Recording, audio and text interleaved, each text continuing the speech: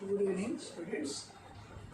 Today we are going to learn some more information regarding chemical equations. Under chemical equations, we are getting some more information on observing the chemical equations. What are the information? First one, representation of physical state of chemical components which are involved in a reaction. So the components which are participate in reaction, components which are produced in the reaction have different physical states. So they are called the solid state, liquid state, gas state. So different states are there. How these states are represented? Let us see. First one is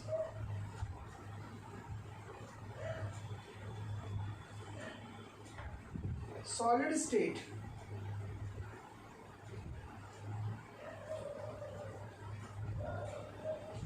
Solid state is represented with a symbol S, or sometimes we are represented as a downward arrow. Second one is liquid state. Liquid state is represented as L, small l. And solution, there is solution, and a solution, if it is a water solution, we say it is a aqueous. Under liquid, so under liquids, solution, if it is a solution, then we say it is a aqueous in water. If the solution contains solvent, alcohol, then you can write here is a Al, alcohol. So like this, we are giving if they are the pure substances, suppose the water is there, you can say water is there, it is a L. Suppose water mixed with some other compound like sugar or salt like this, then it is solution, they should say it is a aqueous, AQ means aqueous. Solution which contains mixed in alcohol, then is a Al. If it is mixed with solution mixed with the benzene, it is a benzene solution, then you can say benzene, BZ, benzene. So like this we are giving the representing. And gas state. So in gas state is represented as G. G represent gas state or upward arrow mark. Upward arrow mark. So these are the physical states we are representing in the chemical equation. So I understand clearly. Solid state represented by S. Where we should represent one in at the bottom of the symbol or formula, right hand side. Subscript of the formula, subscript of the symbol, right hand side we should represent the symbol S in brackets. So it indicates that the substance is a solid state. Same thing at the subscript, right hand side, if L is put in the bracket indicates the liquid state.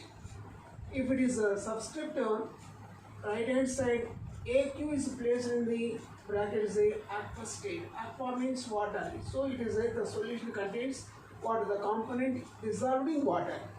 And if it is component dissolved alcohol, it is called Al, alcoholic solution. If it is dissolved in benzene, it is called benzene solution. Suppose that these components in the form of a gas, it is a gas G, or you can write the upward arrow mark. So these are things we write. Now let us see this one example for this.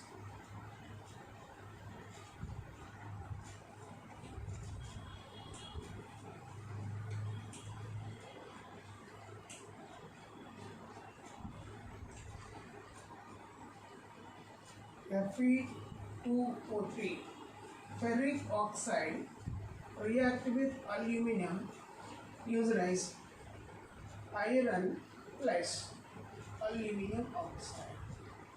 So here iron oxide is a solid, aluminum is also a solid, iron is also a solid, aluminum oxide is also. All these components are solids. So another example is the calcium oxide dissolved in water produces calcium hydroxide. So in this case, calcium oxide is a solid, water is a liquid, calcium hydroxide is a solution dissolved in water, so it is called aqueous. It is a aqueous state. Say for example, barium chloride, sodium chloride produces barium sulfate, sodium chloride. Sodium sulfate, barium sulfate, sodium chloride. Now in this case, barium chloride dissolved in water, so it is called aqueous. Sodium sulfate dissolved in water, so it is also called aqueous solution. Barium sulfate is a solid, it is a precipitate, it is a solid. Sodium chloride is a aqueous again, it is dissolved in water. So here in this case, this is a component, barium chloride salt dissolved in water, sodium sulfate salt dissolved in water, so they are called aqueous state. Barium sulfate not in water, it is a solid state, is called precipitate. Sodium chloride again is in water dissolved, so it is a aqueous state. Understand here? So like this you have to write this answer. So now another example, carbon on burning with oxygen gives carbon dioxide. Now in this one, carbon is a solid, oxygen is a gas, carbon dioxide is also a gas. So the physical states here represented at the subscript right hand side. For every symbol or formula or compound formula, we are writing the physical state at the subscript right hand side. Subscript right hand side. So this is the way you have to represent the physical states of the different components which are involved in the reaction.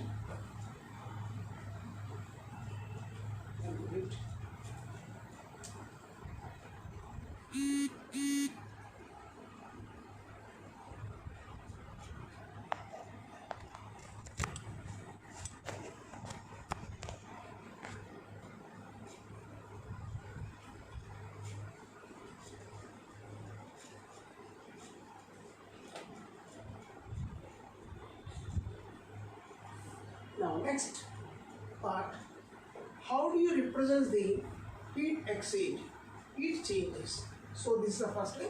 Physical states understood. Solid represent with a S and liquids represent a L. Aqueous solid represent with a AQ. Understanding? The gases are represented with a G. So this is the way you have to represent the physical state of the components which are involved in a chemical reaction. Next, how do you represent the heat change in a chemical reaction?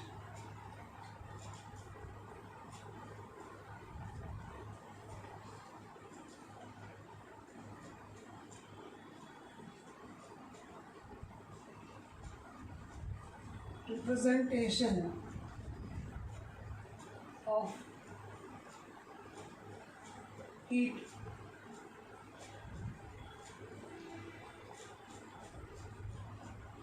change in a chemical reaction. In a chemical reaction. So here is the, for example, now generally there are 2 points. One is called exothermic reaction. Exothermic reaction. In exothermic reaction,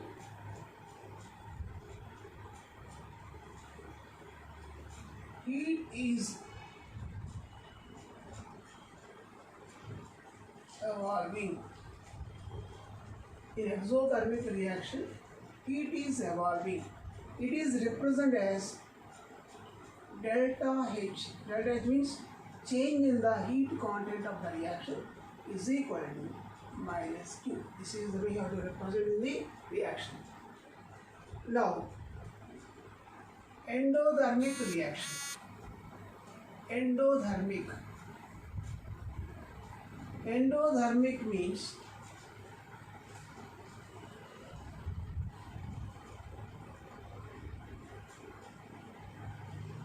heat is absorbed. Heat is absorbed. Okay. So in this case you find the heat content system is equal to plus Q. Here heat is released.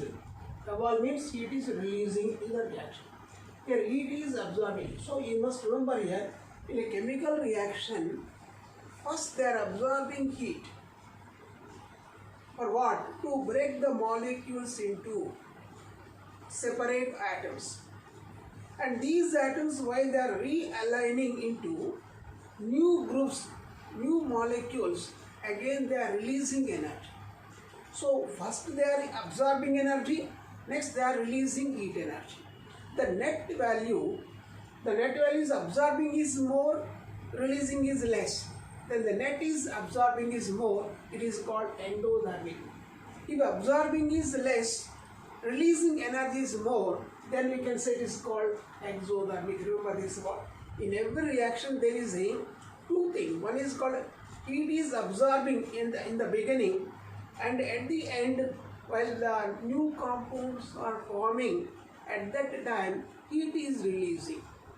For breaking the molecules, they are absorbing heat. For the formation of molecules, they are releasing heat. So the net value, absorbing and releasing the net value, if the net value is releasing, then it is called exothermic. If net value is absorbing, means absorbing is more, releasing is less. In that case, endothermic reaction. So the heat change of the component reaction is minus Q is a exothermic, delta H is a plus Q indicates endothermic reaction. Endothermic reaction. So let us see these examples. How do you represent? Carbon burning with oxygen gives rise carbon dioxide. You know physical state, solid state, gaseous state. Here is the gases. So while the carbon burning with oxygen producing large amount of heat, then you can say plus Q. So plus Q indicates exothermic. Plus Q indicates this is exothermic. So this also can be represented like that. C plus O2 gives rise CO2. Understanding? So delta H is equal to minus Q.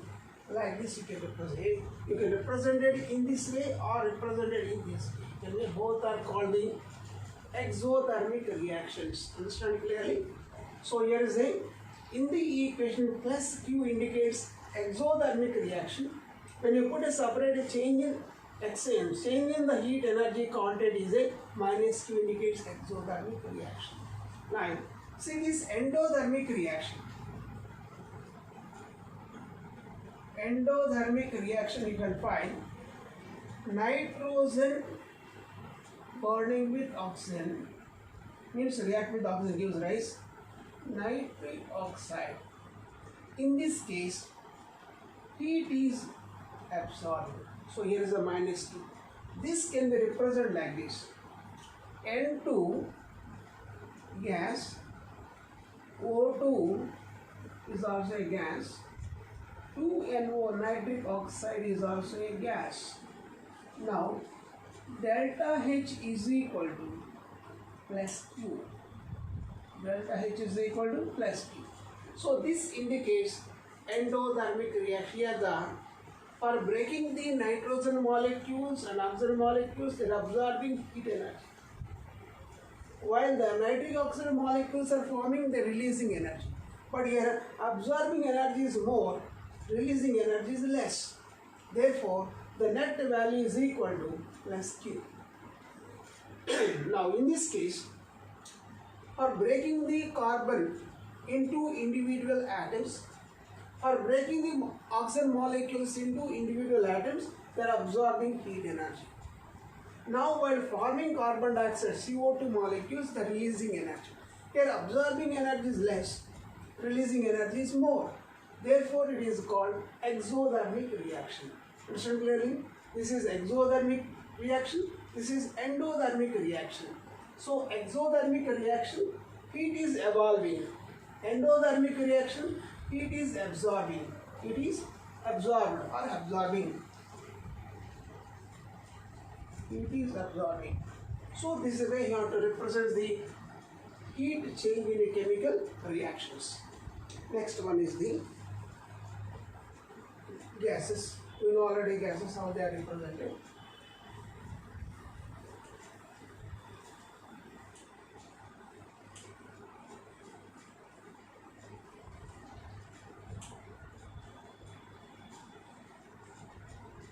So endothermic reactions, sometimes they represent like this also.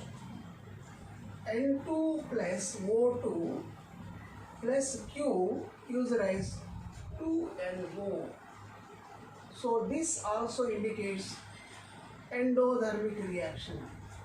So here also, so Q is put in the right hand side along with the products in the minus side, and if a Q is placed along the reactant side, it is a plus. It is a plus. This you must remember. If Q means what? Q means, Q represent quantity of heat. Q means quantity of heat involved in the reaction. Involved means either absorbed or released. Involved in a reaction. This is the way. So now understand again. If Q is placed plus Q along with the reactant is a endothermic reaction. If Q is placed along the products, minus Q indicates endothermic reaction. Or delta H is taken as a plus, Q indicates endothermic reactions. So this is the one more small point you can keep in mind. So now let us go to the next part.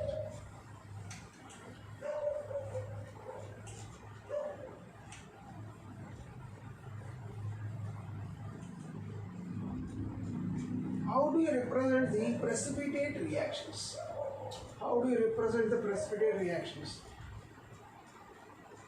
And gaseous state, express the gases evolved and the precipitate reactions. See for example,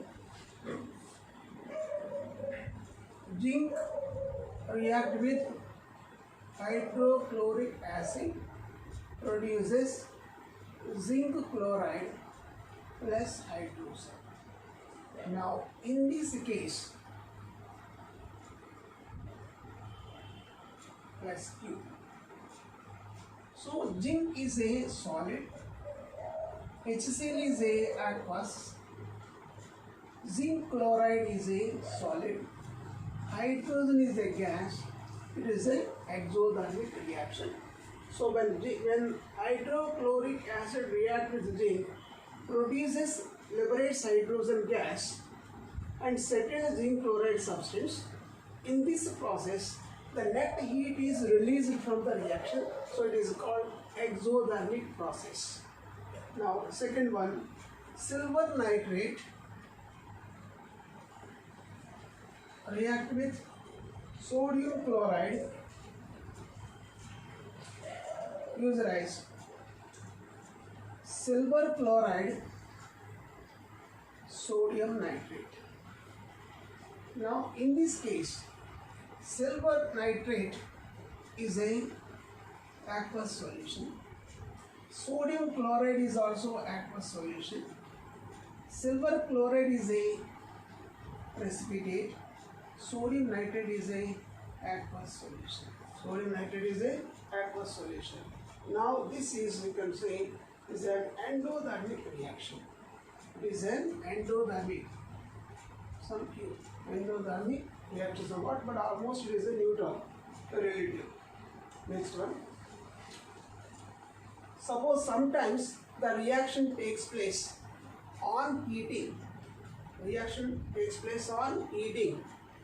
It is represented by reaction takes place on heating. In that case, we should represent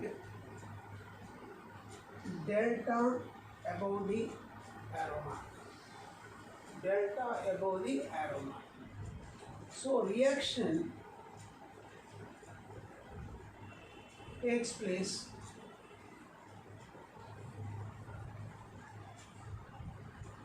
on cooling, on reducing them. So in that case, we represent just arrow mark. Below that, you can represent the triangle in inverse direction. Triangle in inverse direction. Next one is sometimes catalyst is present. You have to write the catalyst above the arrow mark. Catalyst present.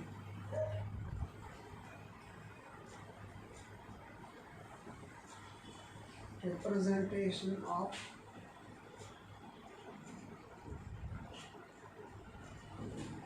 catalyst. So here the catalyst is not involved in the reaction. So it must be represented above the arrow mark or below the arrow mark. So it's put like this one. So here is a catalyst. Catalyst is represented above the arrow or sometimes below the arrow mark also, but mostly above the arrow mark. Next one, sunlight reactions.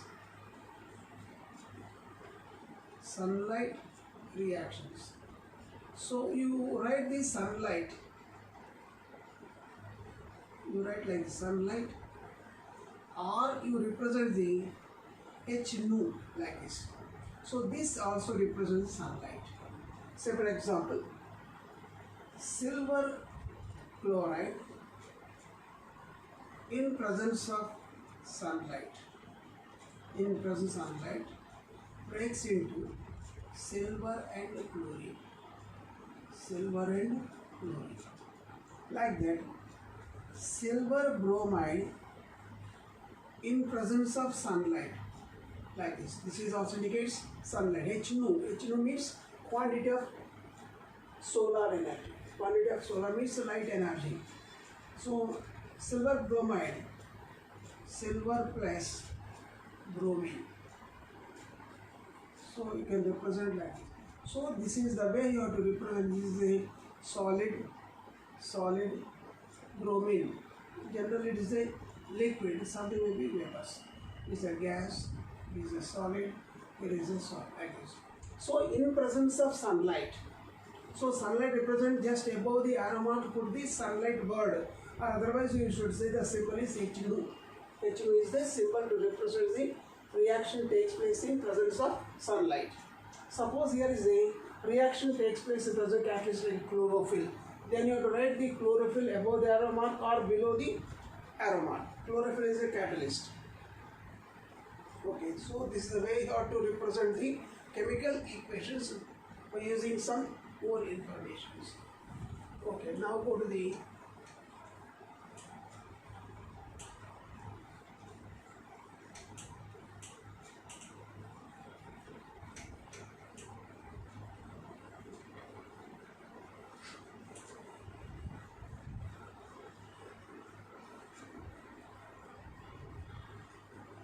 significance of the or interpreting a balanced chemical equation.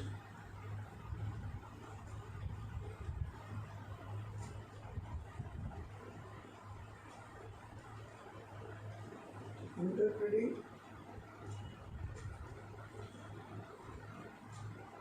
balanced chemical chemical equation. So, when we observe the balanced chemical equation, what kind of information we will get?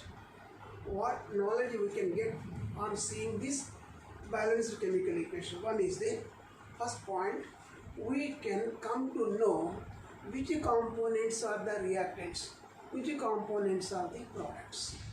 We can came to know on seeing the equation which are the reactants and which are the products. That is the point number one. Point number two,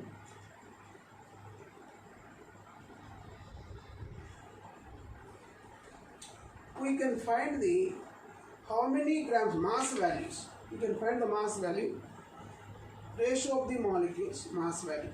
So how many grams of mass of one component react with another component, producing how many grams of mass products are produced. So you can take the mass ratio of the different components, mass ratio of the different components.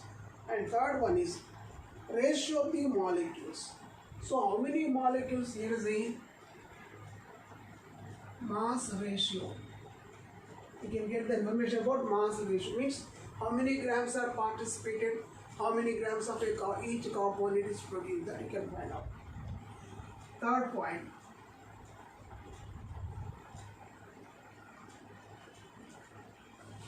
name of reactants and products.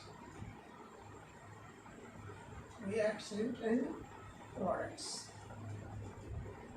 Second, mass ratio. Third one is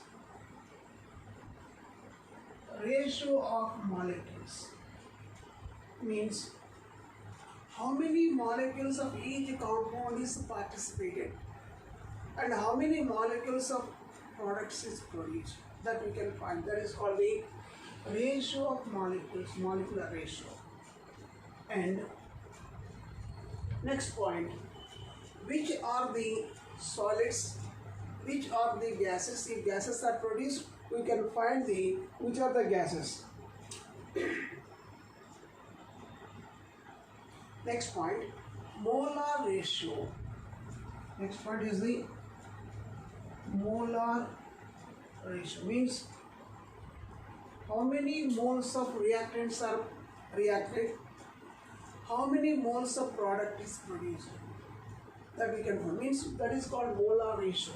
So reactant 2 moles are participated, 1 mole is product is produced, or 3 moles are reacted, 4 moles of product. Like this here, molar ratio we can find, we can observe by seeing this balanced equation. So next point is the, if the gases are involved, if gases are means if the gases are involved in the reaction or gases are produced in the reaction, in that case we can say molar volume ratio.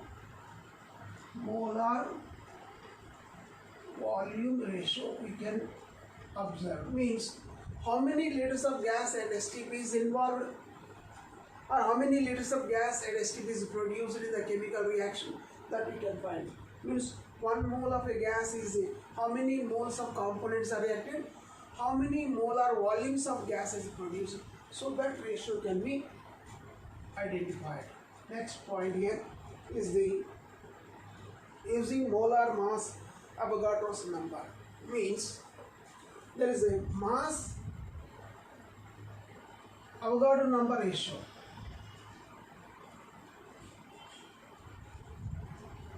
Avogadro's number ratio. That means how many number of molecules are reacted, how many number of products is produced, how many number of molecules of product is produced. Once again, how many number of molecules are combined, how many number of product molecules are produced, that we can calculate by using this Avogadro's number. Or how many atoms of one element is involved, how many atoms of the component is produced. So we can say atoms and atoms ratio or molecules molecule ratio, we can, that is called Avogadro number ratio. Avogadro number, ratio, mass value. Now another one, the last one you can see. So by using Avogadro number, we can calculate the number of molecules participated in the reaction, or the number of atoms of each element participated in the reaction we can find out. Now the last one is the mass-mass relation. Mass-mass relation. Second, mass-volume relation. Volume relation. Volume relation. Molecules relation. So like this you can calculate the relation regarding this volume relation, mass volume relation, understanding, and mass relation, and molecule relation, and molecule volume relation, atoms relation. Like this you can find out all these things. This is what we call interpreting a balanced chemical equation. So on seeing the balanced chemical equation, we can get the information, or we can observe, or can get the information. One, which are the reactants? You can find the names of the reactants, and we can find the names of the products. Which are the products? What is their formula? Which are the reactants? What is their formula? What is their physical state? So this information you can get on seeing the chemical equation. Second point, mass ratio means how many grams of mass is reacted, how many grams of mass is produced based upon the conservation of mass. Now, ratio of the molecules, how many molecules are combined, how many molecules are produced, so that molecules can be calculated. Molar ratio, how many moles of components are combined, how many moles of each compound produced, that we can find out. So there is a molar volume ratio. If the gases are involved in the reaction, means the gases are reacted or gases are produced in the reaction, in that case we can say molar volume ratio means how many molar volume, 1 molar volume is 22.4 liters at ST. So how many molar liters means how many liters gas is reacted, or how many liters of gas is produced, that you can observe, we can find. Next, Avogadro's number ratio means how many number of molecules are combined, how many number of molecules of each compound is produced, that we can find out. Or you can say number of atoms of each element, how many are reacted and how many are produced. So there is a final, you can say from all these values there is a mass relation, mass volume relation.